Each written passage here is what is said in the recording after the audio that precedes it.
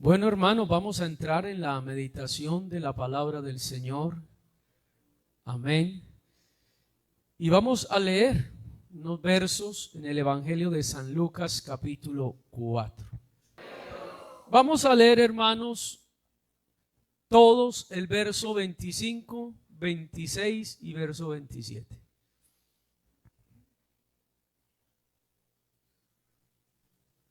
Amén.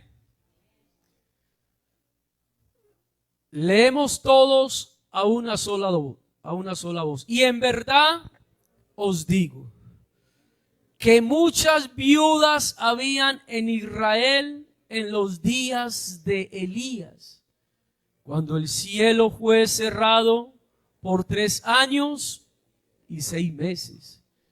Y hubo una gran hambre en toda la tierra, pero a ninguna de ellas fue enviado Elías, sino a una mujer viuda en Sarepta de Sidón. Y muchos leprosos habían en Israel en el tiempo del profeta Eliseo, pero ninguno de ellos ¿qué? Fue limpiado, sino ¿quién? Naamán el sirio. Digamos gloria a Dios. Tenga la bondad, hermanos, estén cómodos. Gloria a Jesús.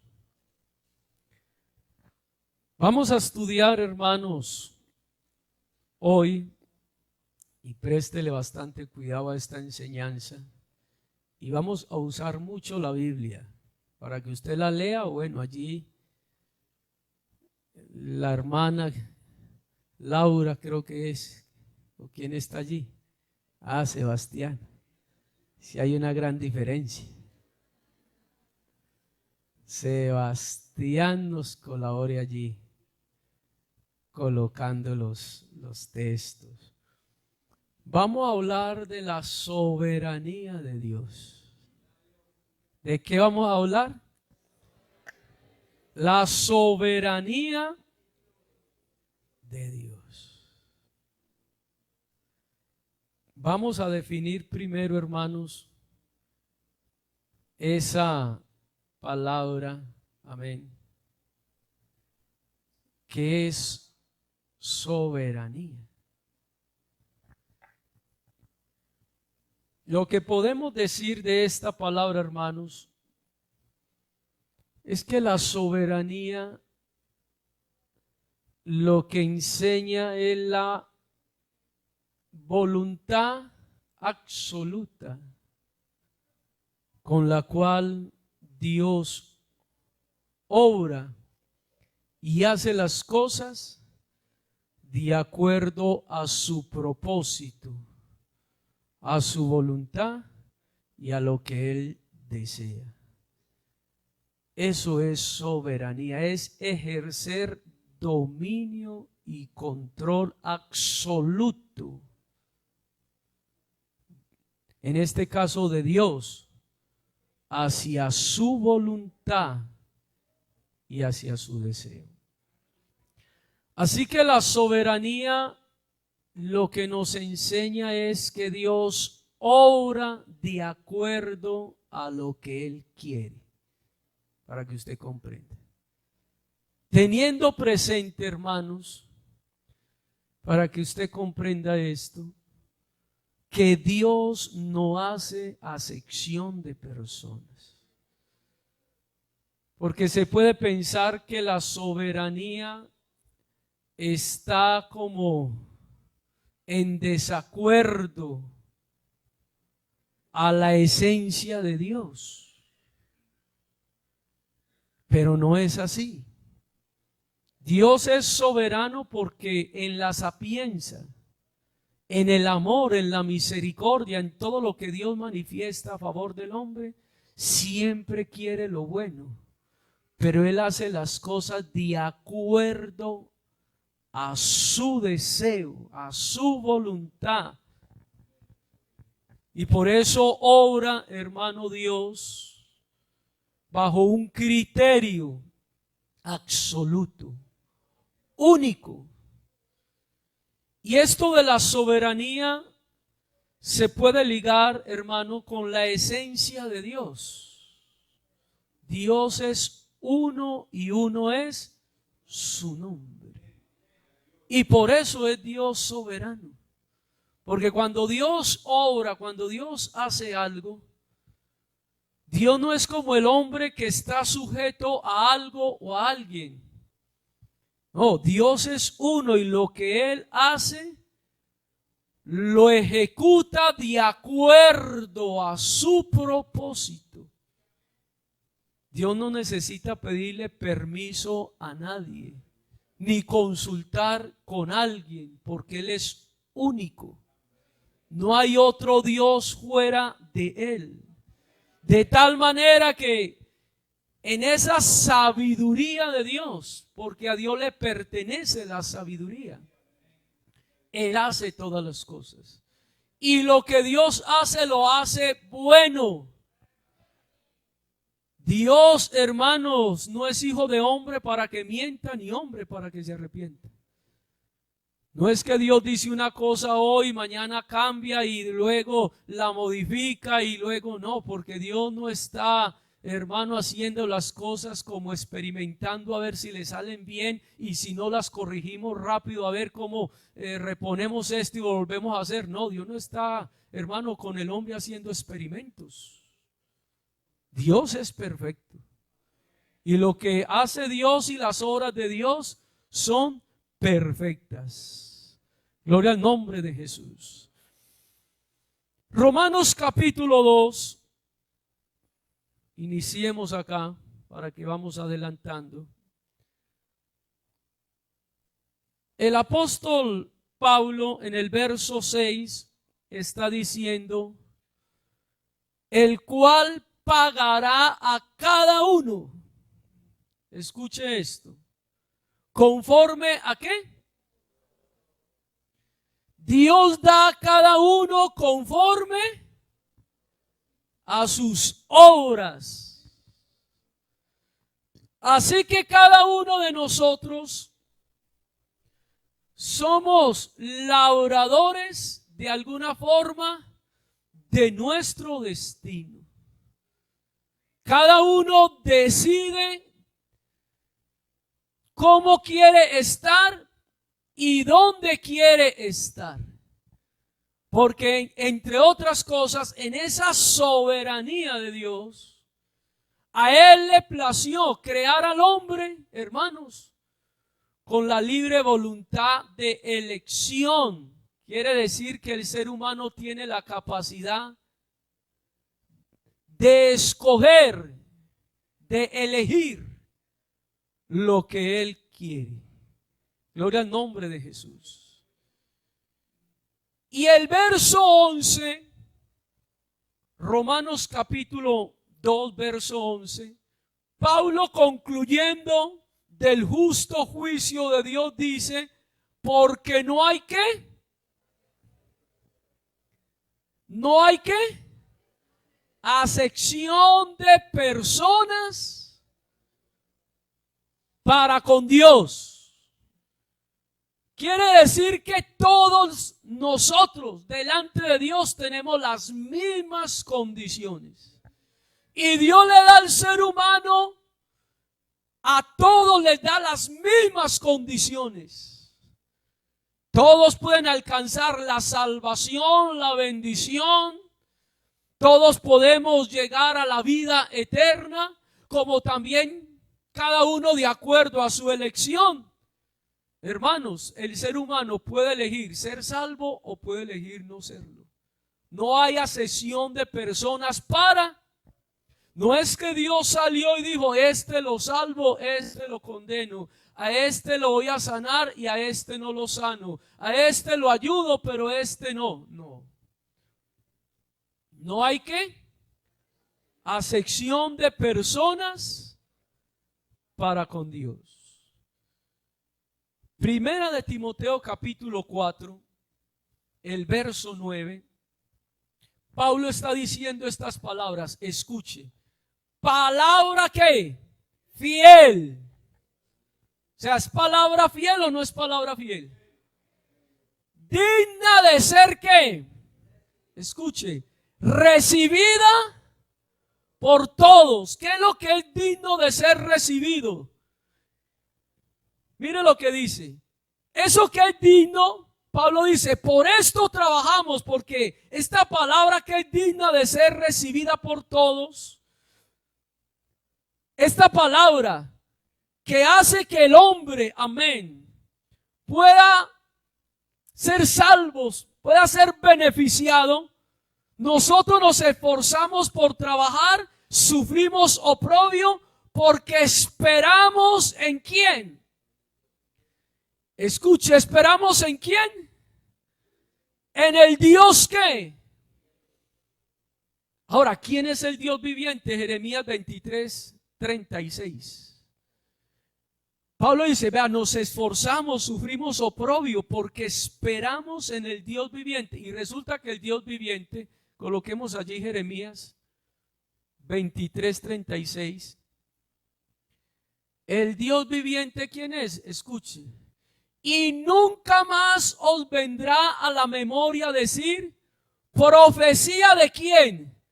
De Jehová. Porque la palabra de cada uno le será profecía, pues ¿qué? Pervertiste las palabras de quién. Y el Dios viviente es de Jehová, de los ejércitos, de nuestro Dios. El único Dios viviente, hermanos, es aquel que es desde el principio de todas las cosas. Y la palabra que es digna de ser recibida por todos, que es la palabra del Dios viviente, es que el Salvador de todos los hombres es Dios. Pero escuche, pero mayormente ¿de quiénes? De los que creen. Eso es lo que está diciendo el apóstol.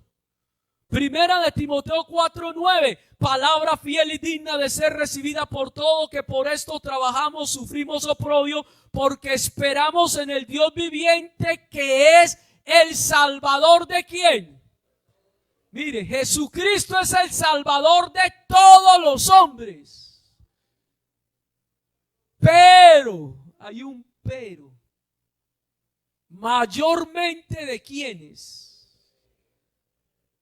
Esa es la soberanía. Que Dios es el Salvador de todos los hombres. Pero para usted ser salvo, usted tiene que creer. Mayormente de los que creen. ¿Por qué de los que creen? Porque es que la salvación es por fe. Y aunque Jesucristo vino al mundo a salvar los hombres, está en el hombre si cree que se salva. Y si no cree, con el mismo evangelio que Dios salva, con ese mismo evangelio va a juzgar. Marcos capítulo 16. El que creyere y fuere bautizado, ¿qué? Será salvo. Y el que no creyere, ¿qué? Pero no porque el Señor lo quiera condenar. El mismo hombre es el que se va a condenar. Eso tiene que estar muy claro. No hay acepción de personas para ¿con quién? Para con Dios. Gloria al nombre de Jesús. Ahora, hay unos principios, hermanos, que hay que tenerlos muy en cuenta en la soberanía de Dios para comprender por qué Dios obra de acuerdo a su deseo. El primer principio es que Dios es el creador y único redentor. Ese es el principio creacional. O sea, Dios es el creador y redentor. Fuera de Él no hay quien salve. Segundo principio, principio de soberanía. Génesis capítulo 1, Dios es soberano.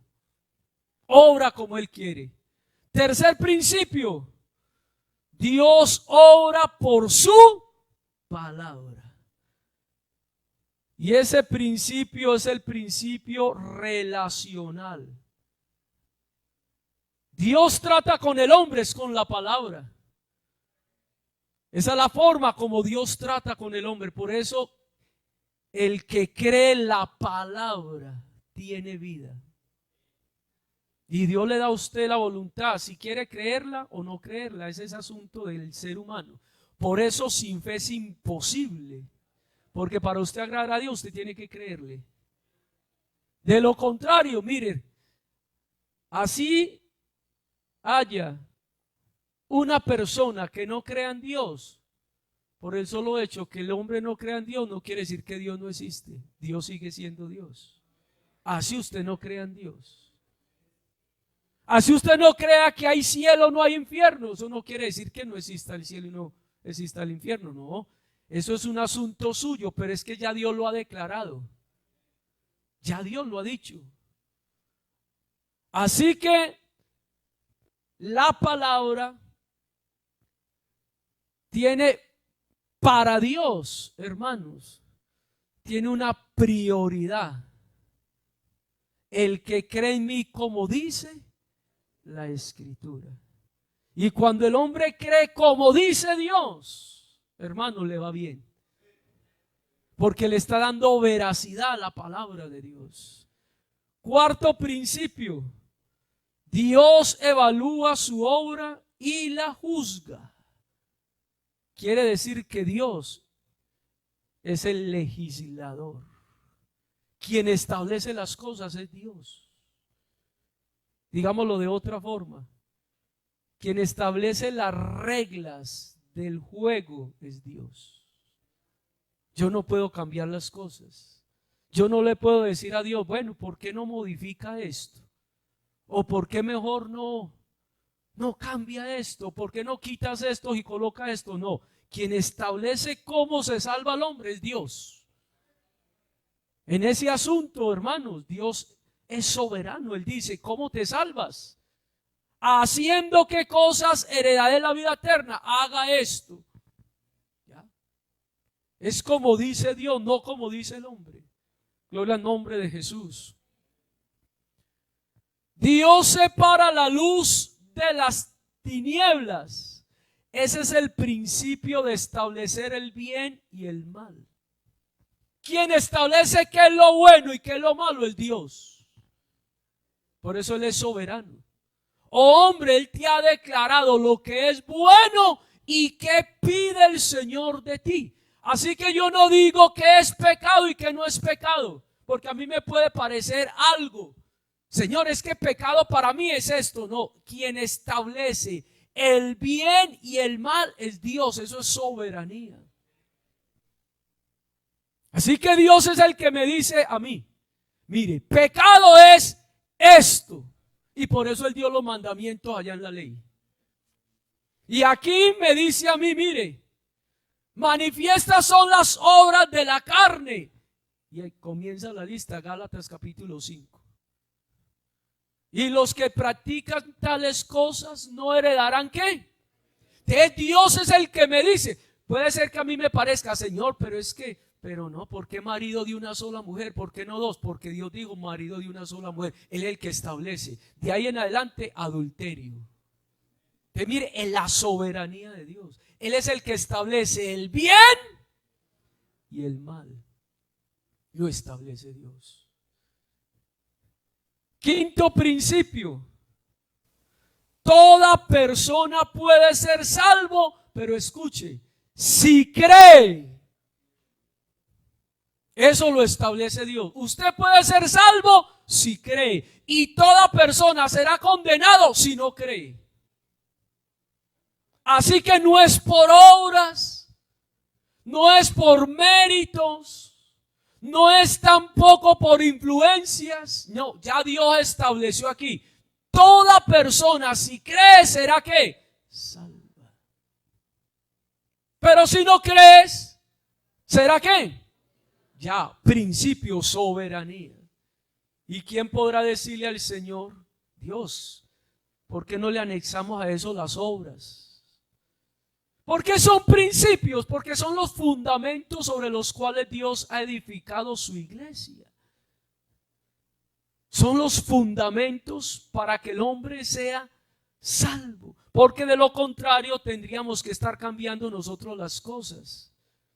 Entonces el hombre, de acuerdo al criterio que establece, dice, bueno, esto me sirve, esto no sirve, o enseñemos esto. No, no. Sea Dios veraz y todo hombre mentiroso. Así es y así es. Gloria al nombre de Jesús. Sexto principio, sin fe es imposible ¿qué? Eso es un principio, hermanos, de soberanía. Usted quiere agradar a Dios. Por eso Pablo, mire, estos principios, sobre estos principios está basada toda la doctrina. Pablo está diciendo en Efesios capítulo 2, por gracia sois salvos por medio de la fe, y esto no es de nosotros, pues es un don, y no por obras, para que nadie, si usted quiere agradar a Dios, tiene que agradarlo con fe. Sin fe, hermanos, imposible. Porque Dios, antes de mirar la ofrenda, primero mira ¿qué?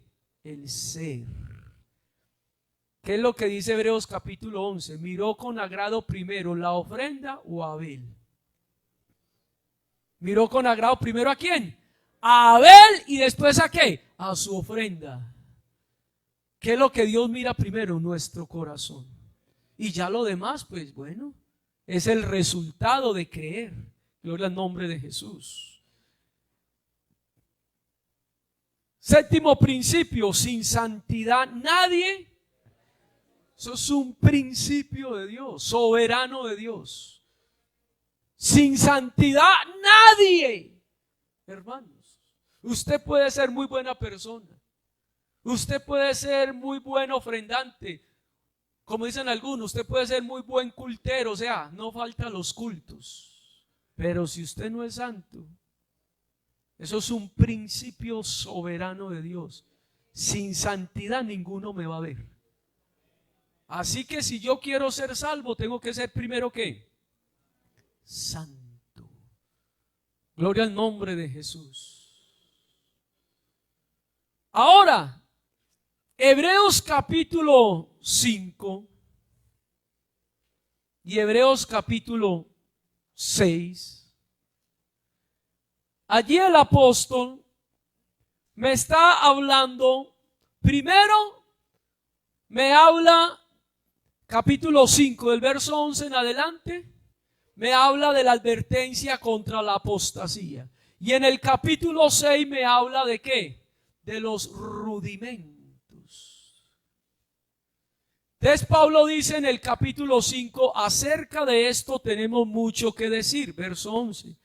¿Y difícil de qué? Por cuanto os habéis hecho ¿qué? Tardos para qué? Porque habiendo o debiendo ser ya como maestros después de tanto tiempo, tenéis necesidad de que os vuelva a enseñar cuáles son ¿qué? Los primeros ¿qué? Rudimentos de ¿qué? De la palabra de Dios. Y habéis ¿qué? Llegado a ser tales que tenéis necesidad de ¿qué? De leche y no de ¿qué? Y todo aquel que participa de la leche es inexperto en la palabra de justicia, porque es ¿qué? Pero el alimento sólido es para los que han alcanzado ¿qué? Madurez, para los que por el uso tienen los sentidos ejercitados en ¿qué? En el discernimiento de ¿qué? ¿Quién es el que debe tener un buen discernimiento del bien y del mal? Aquellos que hemos sido ejercitados en los fundamentos. Gloria al nombre de Jesús. Porque el fundamento de Dios está, hermano, ¿cómo? firme. O sea, Dios no cambia, Dios es inmutable. La doctrina apostólica, eso no puede estarla cambiando el hombre, no, los fundamentos están firmes. De ahí lo que dice el capítulo 6, por tanto, dejando ya ¿qué? ¿Qué es lo que hay que dejar? ¿Los qué? Los rudimentos de la doctrina de Cristo. Vamos ¿qué? Adelante, ¿hacia dónde? No echando otra vez el fundamento del arrepentimiento de ¿qué? De obras muertas, de la fe en Dios, de la doctrina de los bautismos, de la imposición de las manos, de la resurrección de los muertos y del juicio ¿qué? Y esto haremos si Dios en verdad ¿qué? Porque es imposible que una vez aquellos que fueron iluminados y gustaron del don celestial y fueron hechos partícipes del Espíritu Santo y asimismo gustaron de la buena palabra de Dios y de los poderes de los siglos venideros y recayeron, sean otra vez ¿qué? Renovados ¿para qué? Para arrepentimiento, crucificando de nuevo ¿para quién? Al Hijo de Dios y exponiéndole ¿a qué? Vamos a explicar esto. Lo primero que está hablando, como hay unos principios soberanos de Dios, que ya los hablamos, los principios soberanos, Dios establece lo que es la salvación, Dios obra por la palabra, Dios evalúa y juzga al hombre, Dios, hermano, es el que establece el bien y el mal, Dios es el que establece cómo es la salvación, amén. La salvación es un don de Dios y por eso no se puede recibir sino por la fe, amén. Y sin fe es imposible ¿qué? Y sin derramamiento de sangre no hay perdón de pecados y sin santidad nadie. Esos son los principios. Sobre esos principios se ajusta toda la doctrina. Y entonces Pablo, y digo Pablo porque es el autor de los Hebreos. Ese es el autor. Lo que está diciendo es, amén, que nosotros debemos avanzar. Por tanto, dejando ya los rudimentos. ¿Qué es un rudimento? Primero definamos eso. ¿Qué son los rudimentos? Es lo primero de todo asunto. Es el principio de algo. Son las primeras lecciones. Amén. Esos son los rudimentos. Por ejemplo, ¿cuáles son los rudimentos? Las primeras lecciones, los primeros pasitos, las primeras cositas que nos enseñan a nosotros cuando entramos a la escuela. ¿Cuáles son los rudimentos allí? Pues lo primero, si hablamos de la gramática, de la lingüística, las primeras cositas que nos enseñan, primero las vocales. Eso es un rudimento. ¿Sí o no? ¿Cuáles son las vocales? Y usted le dice que ay. Imagínese que nosotros todavía en cuanto al conocimiento de la palabra nos tengan que enseñar todavía las vocales. Eso es lo que está diciendo Pablo. Porque él está hablando, mire lo que está diciendo. Todo aquel que participa de la leche es ¿qué? Inexperto. Porque el alimento sólido es para los que han alcanzado ya ¿qué? Mire, lo primerito las vocales, de ahí nos agregan el abecedario, ¿sí o no? Y si vamos a la aritmética nos enseñan los básicos. ¿Alguno trabajó con el ábaco? ¿Se acuerda del ábaco? Las 10 bolitas. El principio de la aritmética. Pero que nos enseñaran todavía ¿cuáles son los 10 números básicos? El 0 y el 1 al 9. ¿Quién no sabe eso, hermano? Uno con eso forma los infinitos. Los números son infinitos. Usted con esos 10 números, infinito. ¿Quién me dice el último número, hermanos? Dígame el último número. Infinito. El abecedario es infinito. Usted con esas letras del abecedario La palabra se ha vuelto infinita. Usted con eso puede hablar lo que usted quiera. ¿Es así o no es así? Y por eso se llama rudimentos, lo primerito. ¿Sí o no?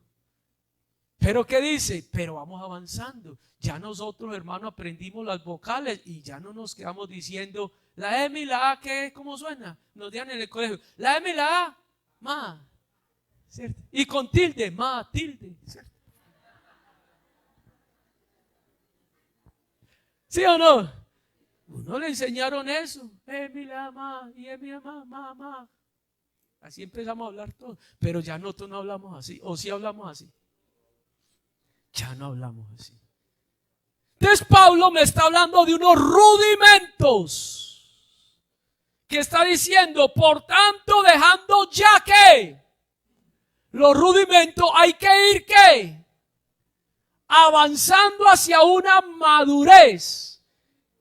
Y entonces me presenta varios rudimentos. El primero, por tanto, dejando ya los rudimentos de la doctrina de Cristo.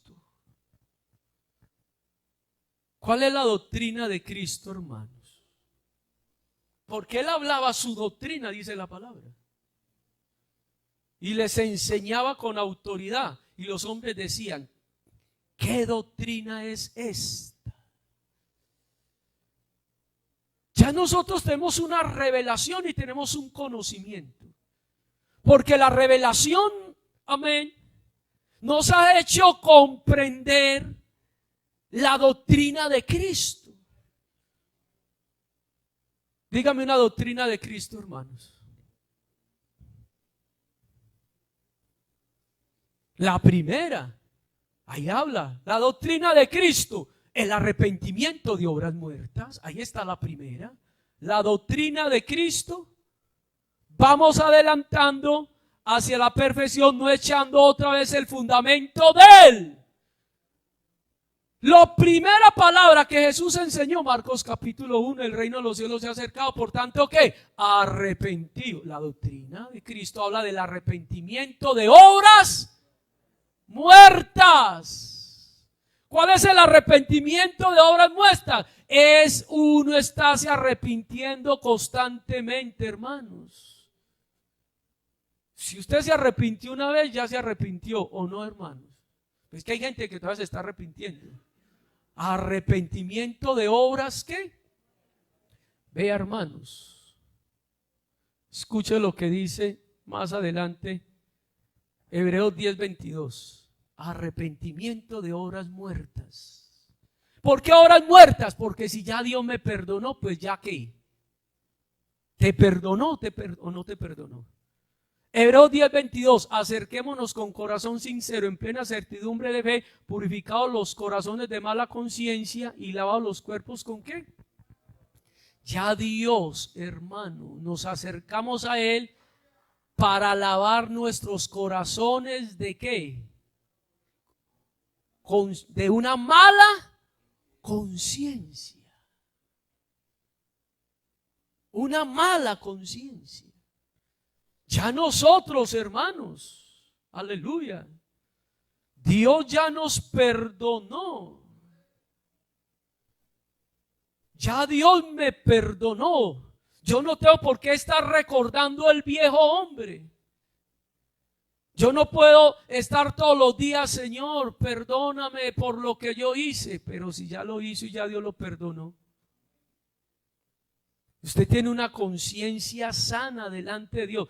El bautismo, ahora miremos, 1 de Pedro capítulo 3.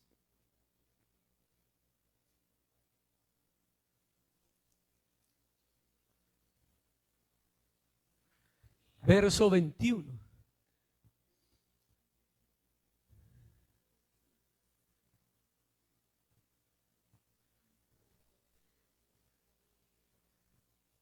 ¿Cómo dice?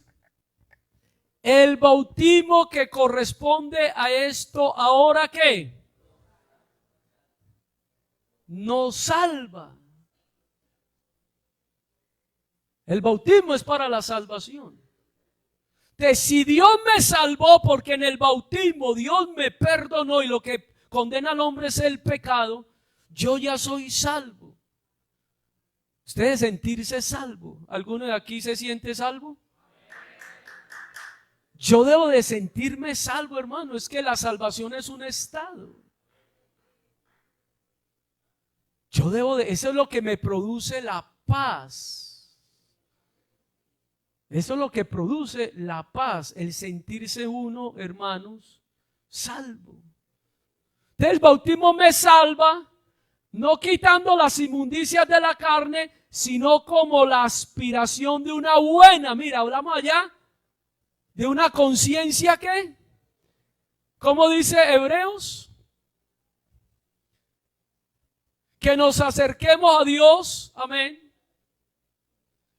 ¿Por qué nos acercamos a Dios? Precisamente nos acercamos a Dios, amén, para que Él, esa conciencia mala, acusadora, de que yo estoy condenado por el pecado, porque escuche esto que le voy a decir. La justificación, Romanos capítulo 8, lo que hace es producir, amén, en el ser humano. Romanos capítulo 8, verso 1. Ninguna condenación hay para los que están ¿en qué? Fuimos justificados. Ninguna condena hay. No hay ninguna deuda a la carne, Romanos 8:12. Y no hay ninguna separación de Cristo, Romanos 8:34. Gloria al nombre de Jesús. Y escuche esto, hermanos. El Espíritu Santo, San Juan capítulo 16.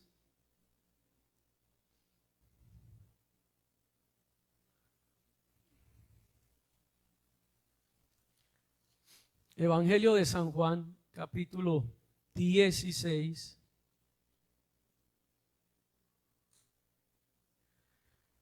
Hablando de la obra del Espíritu Santo, verso 8. Y cuando Él venga, convencerá al mundo ¿de qué? ¿Convencerá de qué? De pecado. ¿De qué más? De justicia y de qué más.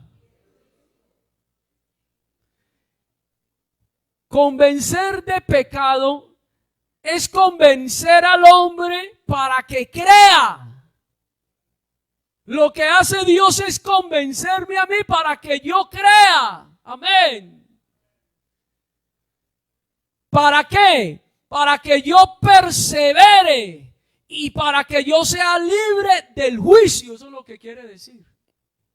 De pecado, de justicia y de juicio. Gloria al nombre de Jesús. Porque cuando Él me convence, amén, en el bautismo que me salva, lo que produce es que yo tenga una limpia ¿qué? Delante de Dios, que soy salvo. Y por eso se llama la obra del Espíritu Santo. Cuando Él venga, convencerá al hombre de pecado, o sea, para que crea. Por eso los niños no se bautizan. Porque ¿qué va a creer un niño? ¿Cómo lo va a convencer Dios que es un pecador si de los tales es el reino de los cielos? Y no tiene la capacidad de ¿qué? Pues los niños no se bautizan. Y por eso cuando una persona se bautiza sin entender el evangelio, no ha sido convencido. Porque quien convence es el Espíritu Santo para que crea. Amén. Gloria al nombre de Jesús. Y cuando el hombre cree y entiende de justicia, el hombre que entiende y cree persevera. Persevera porque ha entendido para qué es el evangelio. Porque ha comprendido, amén, ¿Qué es la salvación? ¿Qué representa esto tan grande? Por eso Pablo dice, cuando yo, amén, soy convencido por el poder de Dios y Él obra en mi vida, ¿quién nos separará del amor de Cristo? Ahí no hay nada. Ni pruebas, ni dificultades, ni peligros, ni espada, ni hombre, ni criaturas, ni problemas, ni enfermedades, ni piedras de tropiezo, ni nada. Porque yo sé que estoy en la iglesia es por mi salvación y no por mi hermano, ni por este, ni por este, ni por este, ni por este, por nadie. Pero para yo perseverar, yo tengo que entender. Pero si yo no entiendo, me voy. Cualquier cosa me aparta, cualquier cosa. Mire, Pablo no encontrando más que decir, porque él dice peligros, espada, persecución, desnudez, hambre. Lo último que dice, y ninguna cosa. Como para decir, si no tengo otra palabra de más, la que resulte. La que resulte, ni ninguna otra cosa creada, ninguna criatura, nada me podrá separar del amor de Dios que es en Cristo Jesús, Señor nuestro. Porque el bautismo es una limpia conciencia delante de Dios que Él me perdonó. Pero si, hermano, yo no me siento salvo,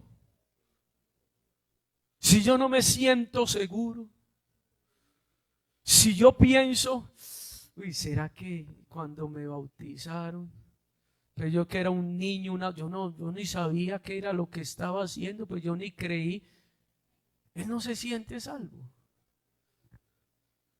Y sin fe es imposible que, esa es la razón. Porque él no está, porque él no cree. Es imposible. Gloria al nombre de Jesús. Mire, hermanos, Primera de Corintios capítulo 13, para que volvamos luego allí, pero no quiero dejar pasar esto. Primera de Corintios capítulo 13.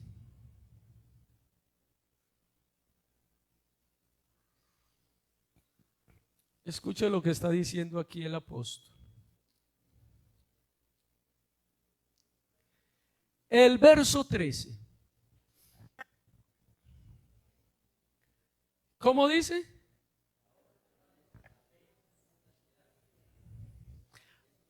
Ahora permanecen. Ahora permanecen la fe, la esperanza y ¿qué más? Dos cositas y rápido. Ahora permanecen. ¿Por qué dice ahora permanecen? Porque antes no permanecían. Para que usted lo tenga en cuenta. Pero ahora sí permanece. ¿Qué es lo que permanece ahora? La fe, ¿qué más? La esperanza y ¿qué más? Pero el mayor de ellos es ¿qué? ¿Y sabe por qué? Porque esto es lo que Dios derramó en nosotros para que podamos ser salvos, el amor.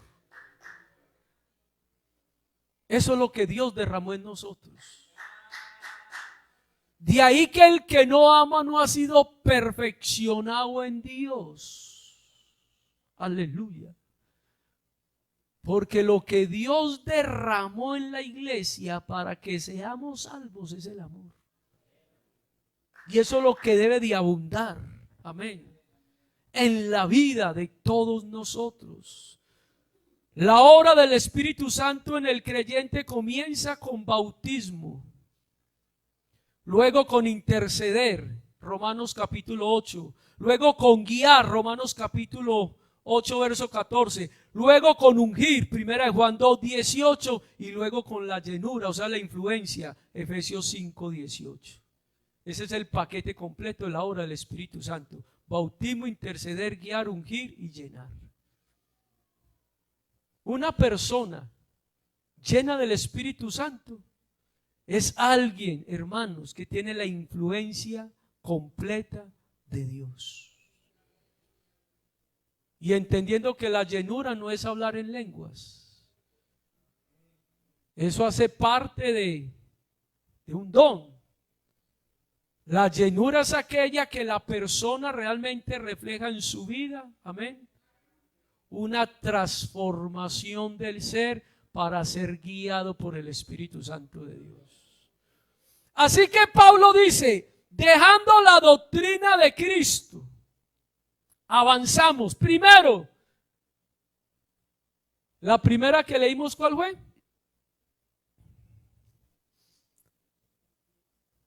El arrepentimiento ¿de qué? O sea, hermanos, una limpia conciencia delante de Dios. Usted tiene que tener una limpia conciencia delante de Dios. Número 2, la segunda, ¿cuál es? La fe en Dios. Habla del testimonio que alcanzaron los antiguos por la fe. Pero escuche, pero Dios en el nuevo pacto me ha preparado a mí cosas mejores. Doctrina de los bautismos.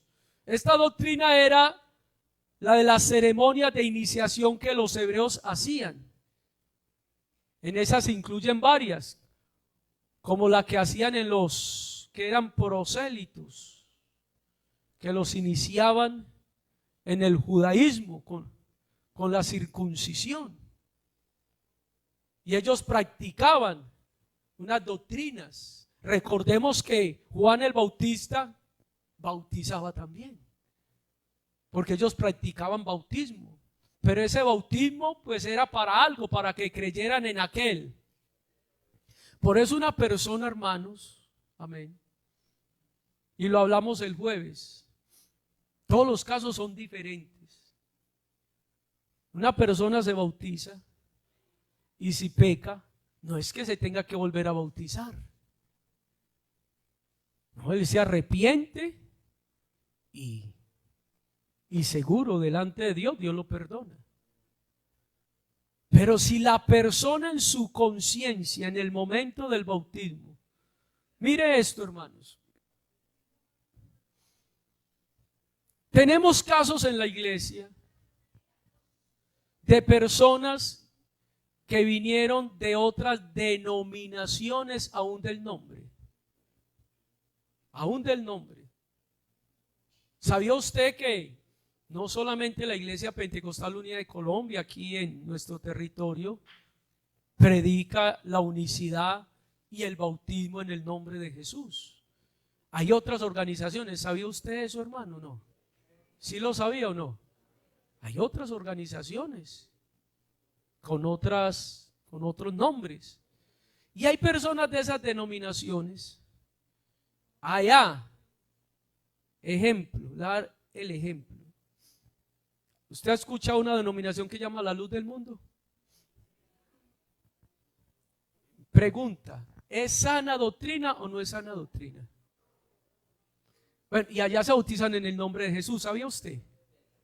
¿Sí sabía usted eso o no? Bueno, mire lo que le estoy diciendo. En la luz del mundo se bautizan en el nombre de Jesús, pero la pregunta ¿es sana o no es sana doctrina? Bueno, si una persona a la luz del mundo que ha sido bautizada en el nombre de Jesús, Dios le revela la sana doctrina y viene a la iglesia pentecostal, ¿hay que bautizarla, sí o no?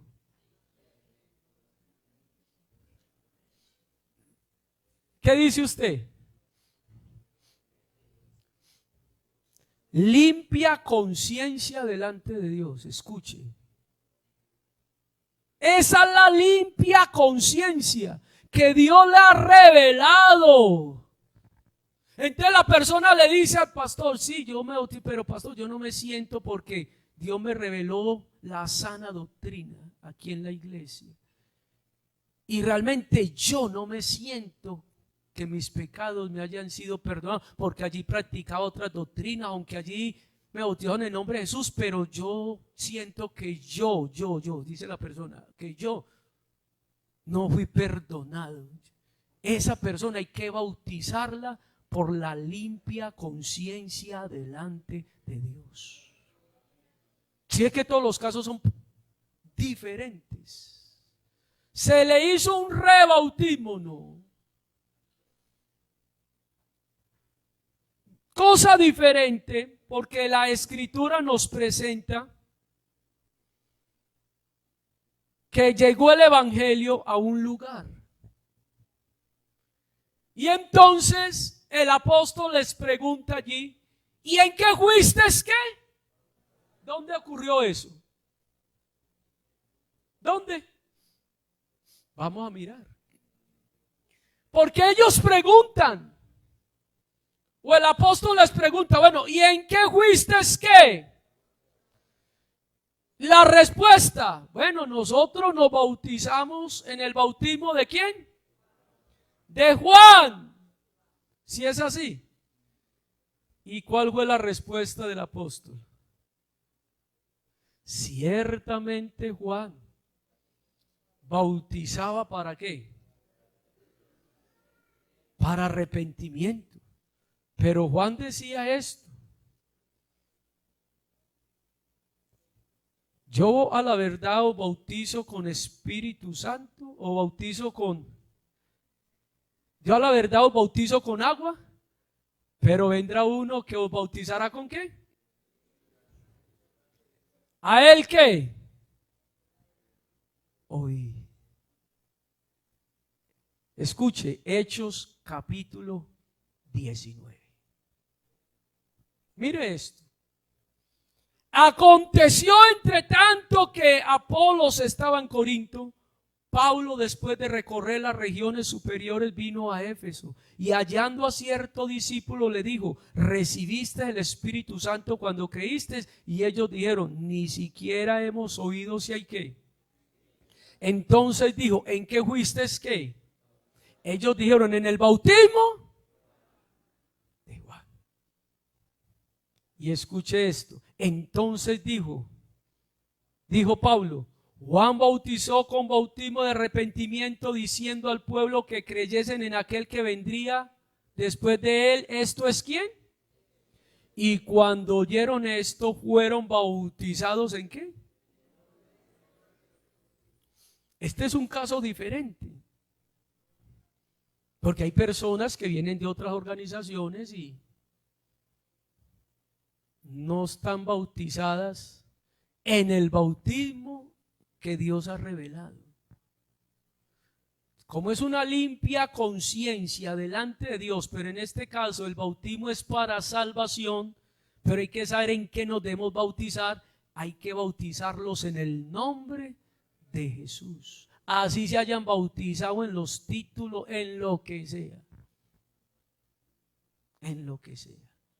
Porque ese es el nombre dado a los hombres en el cual podamos ser ¿qué?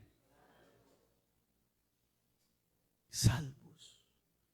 ¿Qué demás debemos de avanzar? En la imposición de manos, la resurrección de los muertos. La imposición de manos era las ceremonias religiosas que hacían dentro de los sacrificios que ofrecían. A todos le imponían las manos, al becerro y a una cantidad de cosas. Resurrección de los muertos, las diferentes creencias respecto a los muertos que tenía el pueblo de Israel. Nosotros no nos podemos quedar en eso. Hay que ir ¿qué? Hay que ir avanzando. Cuando yo, hermano, tengo el conocimiento, tengo la doctrina y tengo la verdad, hermanos, yo avanzo. Yo avanzo. Yo me extiendo. Si yo he entendido que me bauticé para salvación, hermano, olvídese que si yo tengo la revelación, amén, ¿qué voy a estar dudando que si Dios es uno, es dos o es tres? No, yo sé que Dios es, pero yo avanzo. Yo avanzo. Pero si yo no tengo una limpia conciencia delante de Dios. Así que para ir concluyendo, la salvación es para todos. para todos. Pero yo de estar seguro, Dios no hace acepción de personas. El texto que leímos es mi conclusión. Mire lo que dice. Escuche. Y en verdad os digo que muchas viudas habían en Israel en los días de ¿quién? De Elías. Pero a ninguna de ellas fue enviado Elías, sino ¿a quién? ¿Hay acepción de personas? No. Habían muchas viudas. Muchas. Y seguramente necesitadas. Pero Dios le dijo a Elías, vaya donde esa mujer. Nosotros desconocemos unos contextos, hermanos. Y eso hay que tenerlo muy pendiente y muy en cuenta. Esa mujer, hermanos, mire. ¿Quién era esa viuda? Cualquier viuda, pero usted desconoce el trato que quería hacer Dios con esa viuda. Y desconocemos, hermano, el contexto, si era una mujer piadosa o no, si ella estaba orando, usted no sabe todo eso.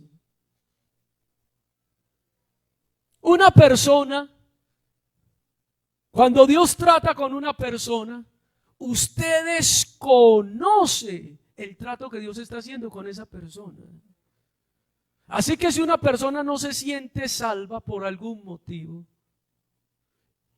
y él necesita sentirse tranquilo y necesita dar un paso de fe, ¿por qué se lo vamos a negar? Eso fue lo que el apóstol Pedro en el capítulo 10 de Hechos le dijo a los hermanos judíos. Si Dios trató con este hombre llamado Cornelio, recibió el Espíritu Santo como lo recibimos nosotros, ¿quién puede impedir que sea bautizado, habiendo hablado en lenguas como nosotros hablamos?